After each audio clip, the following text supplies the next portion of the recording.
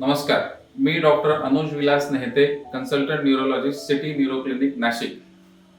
आज आपण एपिलिप्सी, झटका, मिरगी, फिट असे समानार्थी शब्दांबद्दल आज आपण थोडक्यात माहिती घेऊयात.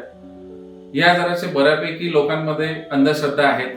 झटका आल्यानंतर, फिट आल्यानंतर बाबांकडे घेऊन जाणं, अंगावरून काही उतरवणं किंवा कांदा सुंगवणं किंवा हातात सळई देणं, अशा प्रकारचे ह्या अंधश्रद्धा या आजाराला बरं करत नाही.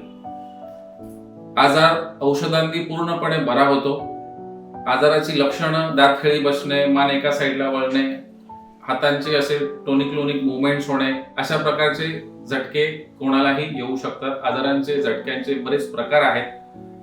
लहान मुलांपासून तर म्हाताऱ्यांपर्यंत हा आजार कोणालाही येऊ शकतो. पण परत पुन्हा एकदा सांगतो, हा आजार पूर्णपणे बरा होण्यासारखा आहे औषधांनी.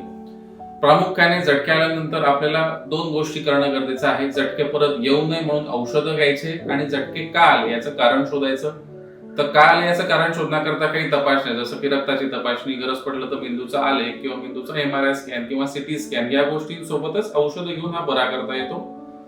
तर पुन्हा एकदा, झटके, मिरगी, फिट्स या आजाराला अंधश्रद्धेकडे नेण्यापेक्षा तुमच्या जवळच्या न्यूरोलॉजिस्टकडे घेऊन जाऊन त्याला बरं करण्यात जास्ती आपण हातभार लावूयात.